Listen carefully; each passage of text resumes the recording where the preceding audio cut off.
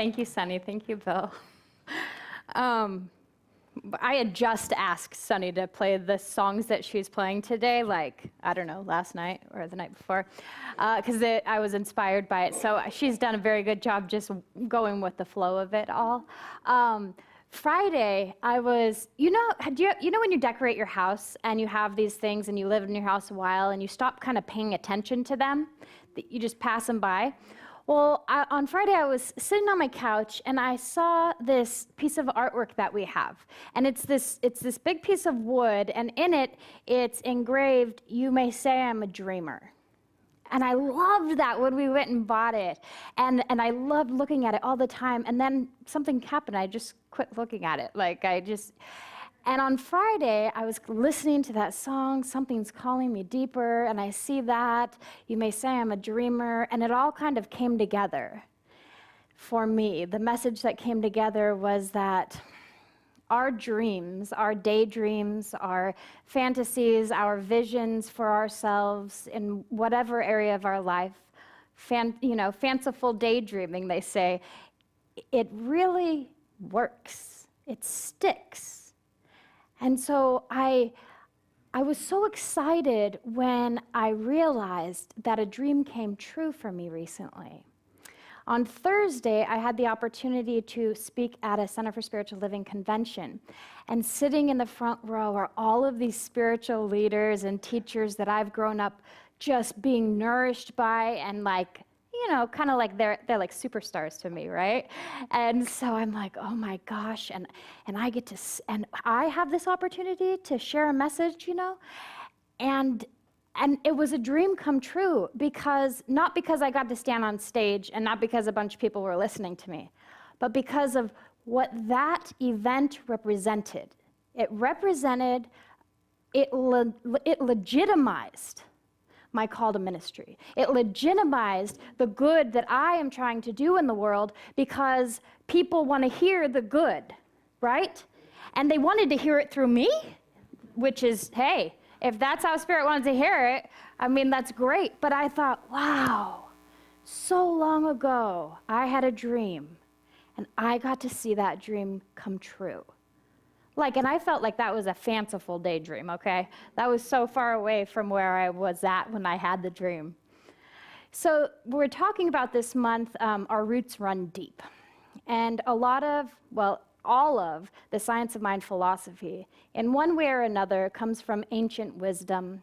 It comes from philosophies and psychologies and science, and it has all been synthesized into this one meaningful philosophy.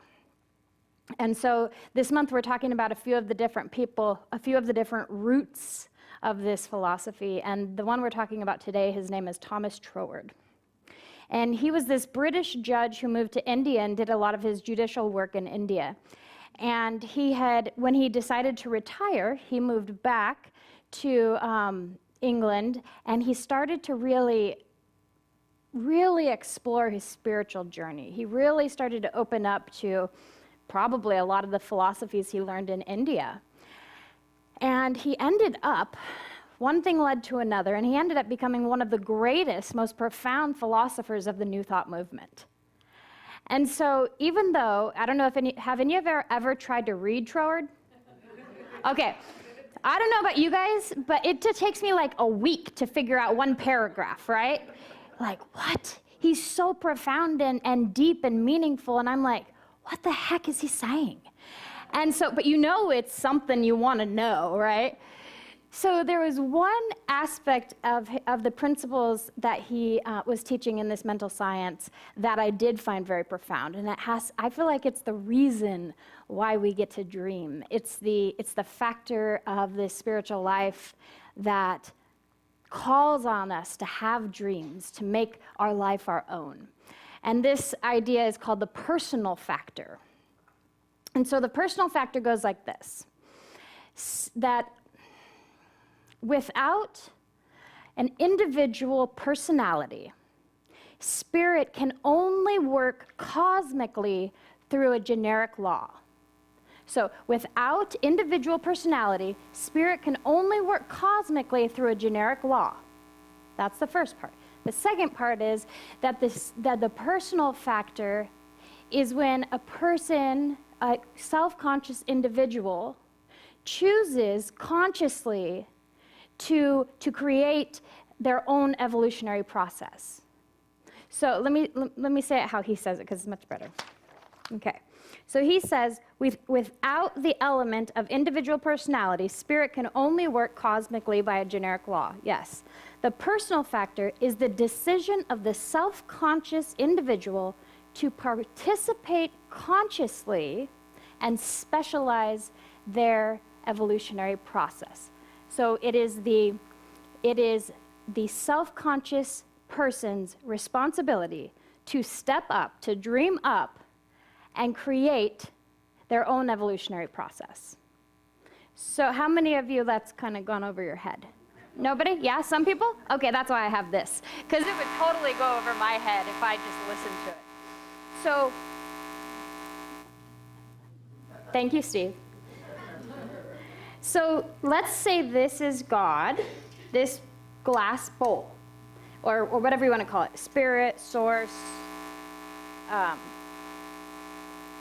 yeah, the Spirit's calling that's what it wants to be called. Okay, the divine. We'll just know Steve's figuring his stuff out. Or unless it's me. Is it me? It's me. Do you want me to grab the handheld? Okay. Then just turn me off. Okay. Okay, are we good? Okay. This is going to be weird because I always flop my hands around everywhere. Okay, so this is spirit. This glass bowl is spirit. And these little bitty cups are spirit too. And inside this is the substance of spirit. And inside this is nothing. So this is like a spiritual prototype of a human, right? Say these are us, right? We are spirit. We're the same substance as spirit. Yes? God? Yes? You and I are God, right? Yeah? Okay. And so now we want to have life. So now we're filled with the substance of life. And we're filled with the substance of life. Without individual personality, spirit can only work through a cosmic, generic law. So here's us. We look just like spirit. We all look the same. We're all individual, kind of boring. Right? So this is us. We're exactly the same as spirit, only in our little bitty bodies, right? Now is when we get to dream. Now is when we get to use the personal factor, okay? Because we are spirit, we are filled with the substance of spirit. But how are we supposed to know ourselves? How are we supposed to individualize ourselves? How are we supposed to know that we're our own unique aspect of spirit? Until we dream up something, until we make that choice, until a self-conscious individual comes up here. Anne-Marie, you are a self-conscious individual, yes? Come on up here. Makes a choice. No, come right here. Just make a choice. Oh, okay. Makes a conscious choice to participate in what color are you participating in? This is purple? Kind of purple. Red, orange. Okay. Anne-Marie is consciously using the personal factor to consciously individualize herself and participate in her own evolutionary process. This whole thing she's doing right now is just pour it into one cup. Not two, you're only one person. Dump it in there. You're dumping, you're consciously choosing to be orange. Maybe not dumping. Yes, it's not always easy, but. Oh, because it's Here, use another one. We can philosophize anything, right? Sometimes you have to work at it, right? Sometimes it feels like walls are in our way. Yes? We have to overcome. Yes. Oh my gosh, she just individualized herself, guys. And she wants to be a little bit more. Oh my gosh. Okay, Dawn, why don't you come up here? Why don't you pick one? Let's make sure they're all open. Why don't you pick? Why don't you, as a self-conscious individual, personalize the Spirit of God that is you, the substance of the divine that is you, instead of being this boring, generic, cosmic, blah, blah, blah, you can be yourself. You want to be yourself? Okay, go ahead. Sky blue. Sky blue. Conscious choice, personal factor. Dawn is sky blue. Perfect. Thank you, Dawn. How does it feel to know that you are a unique aspect of the divine? Awesome. How does it feel for you, Dawn? Good? Do you feel good that you're your own person? Yeah. Yes. And darn blue. Yes, you're blue. I hope this visual aid actually helps. It helps me because what I realize is that there's no part of us that is separate from spirit. There is no part of us that is not the divine intelligence, that is not source. But we have to consciously participate in uniquely being our authentic self in order for spirit to really shine through as us, right? It's shining through as that orange and that blue, and look at this white's just kind of blah, blah, blah. It's like, yeah, I'm spirit. That's about it, right? Yeah. So this is what I'm talking about. This is the personal factor. It's a lot easier to see a demonstration than to read it in a book, let me tell you. But I want to just tell you about how this personal factor kind of showed up in my life, in dreaming up my life. So there's a time when I was about 21. I had a 2.5-year-old daughter. I had a 4-month-old son. I was in college, and my mom was trying to help as much as she could financially with us. Oh.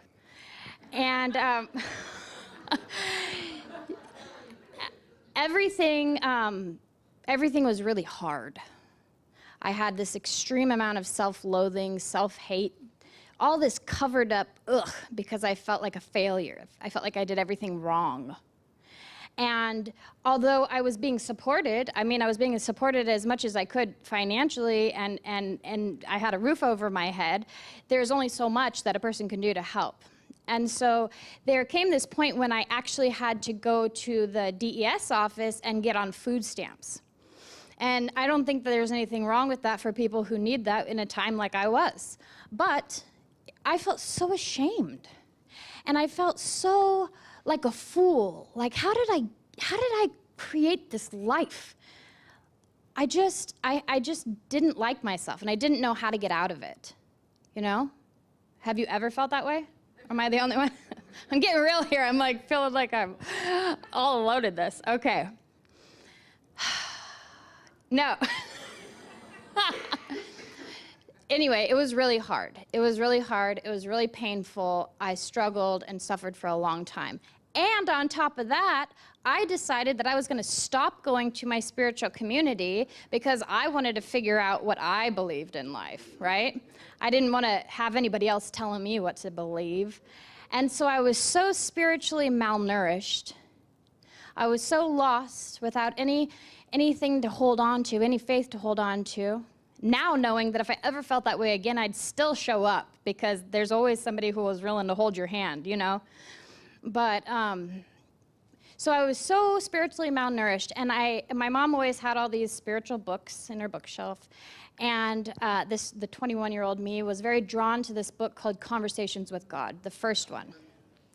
And I just soaked it up. I just absorbed it. It was like my thirst was finally quenched because I had been in such a drought. And one of the things that they had said in this first Conversations with God, it said, there is no coincidence and nothing happens by accident. Each event and adventure is called to yourself by yourself in order that you might create and experience who you really are. I'm going to say that again. Each event and adventure is called to yourself by yourself in order that you might create and experience who you really are. All that's required is to know this. And all of a sudden, my whole entire body just took this one big sigh of relief because I realized or I believed what they said. And I believed that all of these events that I was creating for myself, some way or another, was going to help me reveal who I really was. And that had to be something more than where I was at that time. And so I began to dream, and I began to think, what if things could be different? What if things could be better? Because I was using my willpower. I mean, I was like, okay, if this is the only way I can prove to my family that I'm good enough, I'm going to get straight A's in college, and I'm going to work really hard, and I'm going to use my force and all of that. And I did all that. But it exhausted me. Because I wasn't opening up to the idea that spirit had a part in all this, my spirit, my big self, and that I was experiencing all of these events, and one leading to another would finally start to unfold who I really am. And so what I realized on Thursday and yesterday and today is that there was that 21-year-old girl who was lonely and hated herself and just didn't know why it was horrible. And now look at me right here, and I say, oh my God, I finally used that personal factor. I finally started to becoming individualizing myself and saying, I want something different. I want something more. And I began to dream. And thank God I did. Thank God I dreamed. Because now I get to experience so much good in life.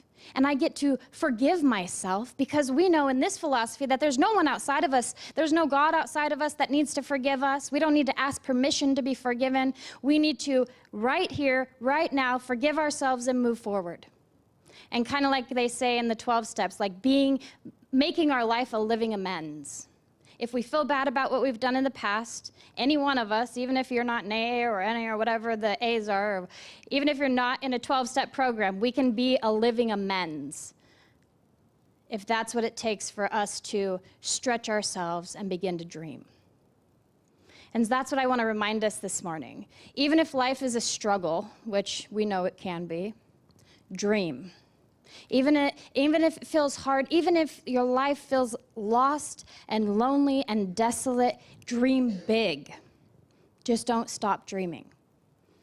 Because one of those dreams, at least, is going to stick. And you will see it demonstrate. And so I want to end by inviting us to kind of finish the song that's on my wall in the beginning. So it starts off, you may say I'm a dreamer. You want to finish it with me? But I'm not the only one. I hope someday you'll join us and the world will be as one. Yes. And so it is. Thank you.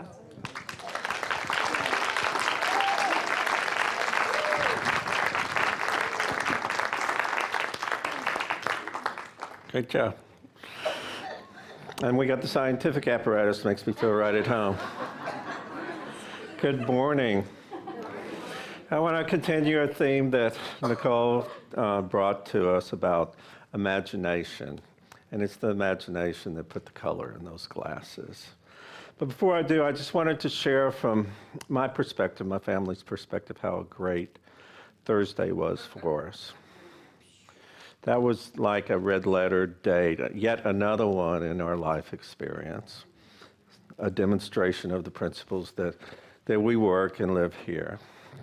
And so Reverend Nicole got the absolute privilege of being able to give the keynote address on Thursday of the convention with Dr. Roger Teal. Those of you who don't know Dr. Roger Teal, he just retired Sunday from being the 25-year senior minister of Mile High Church. And he's the one that's putting the final finishing touches on Reverend Josh for us.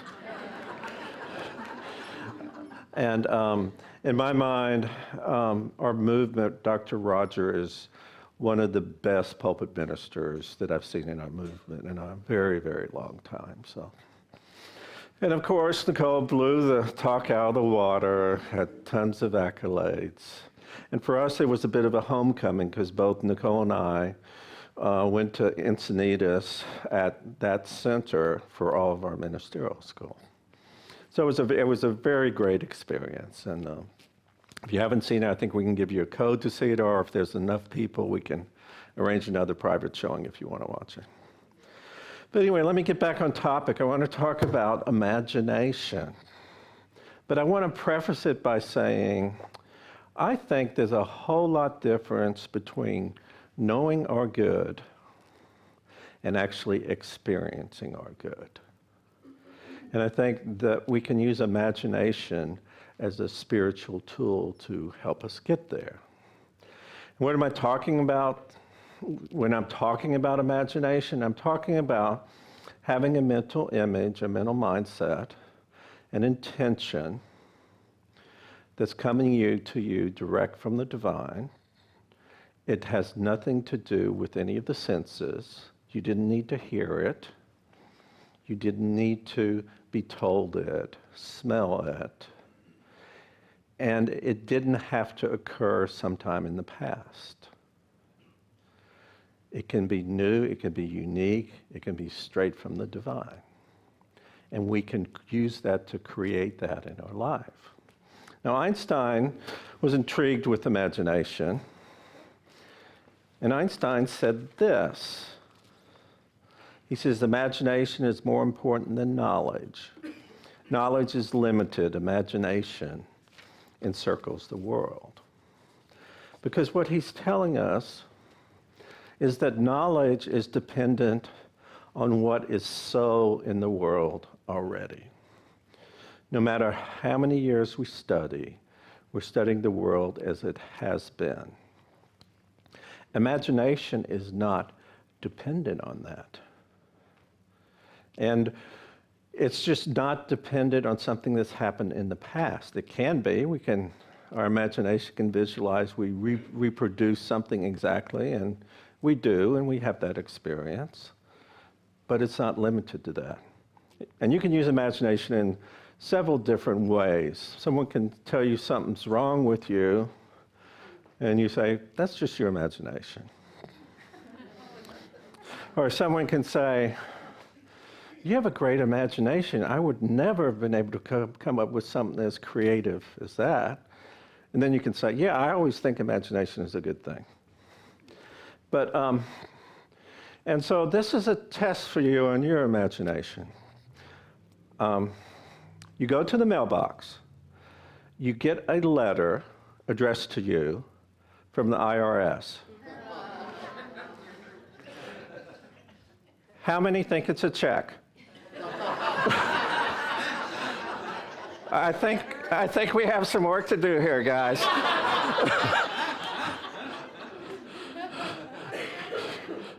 So, so this spiritual experience, it gets sticky, doesn't it? We think it should just be all bliss and hanging around, don't even need food, just breathe and meditate, and we're all good, right? But David Harkin says this about the spiritual life.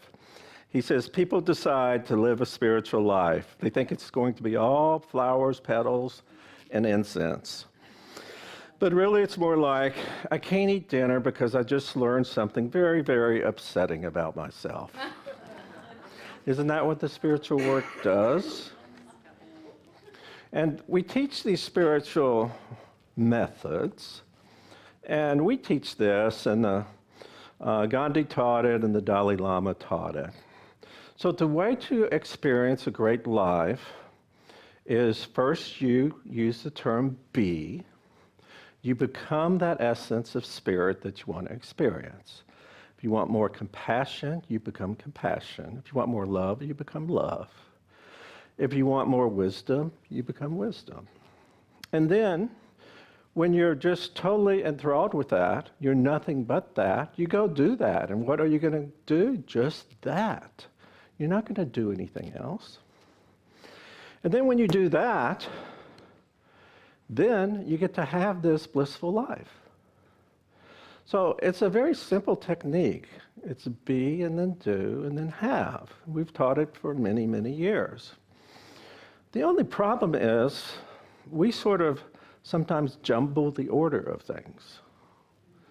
So I'm sure I'm not the only one, but how many of us have said, you know, if I had that beautiful husband or wife, if I had that great job, if I had my retirement set, if I had that house in Hawaii, if I had enough money put away to live the rest of my life, then I could go do things. I could do the benevolent things that I've always wanted to do.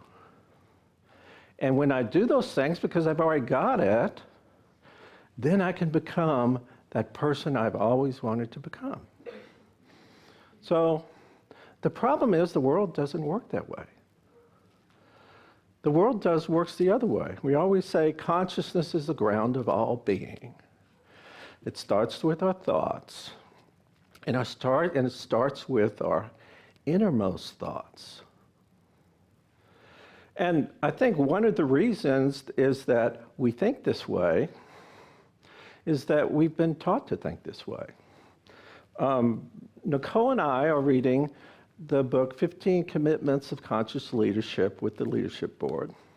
And that book's all about, as it says, thinking consciously and experiencing life from the inside rather than thinking that you have this life from the outside that's controlling you. In fact, that book says that 98% of the people spend 95% of their time in the having not enough or victim consciousness.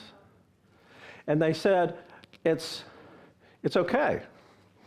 It's okay because why do we do that? Why do we do that? Is because it's been ingrained into us. It's in the air, so to speak. It's in the upbringing of children. It's on the news. It's in our schools that we're dependent on the external events. But that's not who we are and who we can be defined by, because that's where imagination can help us out. So imagination, remember I told you that imagination doesn't care about external events. Imagination is that essence of the divine inside of us that's going to express through us in our beautiful, magnificent way. So if we're trying to break through these barriers, and we're in this lack mentality, this poor little me mentality, I'm terrible, we can say, I'll just go use my spiritual practices, as boring as they are and tedious as they are, and maybe it will give me one breath of fresh air. Do you think that will break through the barriers? No. But what imagination can do, it says, I can't see those barriers. I'll jump to the other side of those barriers. And then imagination will pull his or her hand, grab your hand, your poor little pitiful hand that's having this huge pity party, and say, come on, let's go. And you'll have a breakthrough. And your life will be better. That's what imagination can do. And the first time I walked into Nicole's apartment, when I first met her, I saw that plaque on the wall. And she's the perfect living example of a person that uses her imagination and uses her dreams to the infinite degree. So if you need a role model, she's probably the best role model that I can think of.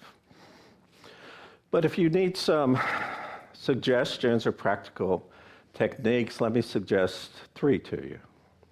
The first I get it's an old esoteric teaching, and it comes from Emma Curtis Hopkins. And she related parts of God to parts of the body. And she said that imagination resided in the crown chakra.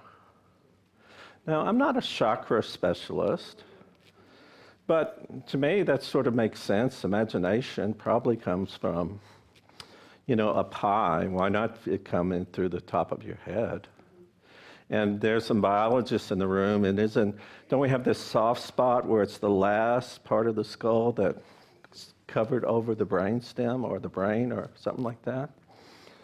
So that makes sense to me. So maybe, if it works for you, just reach up and touch your head with intention each day asking for imagination to come into your life.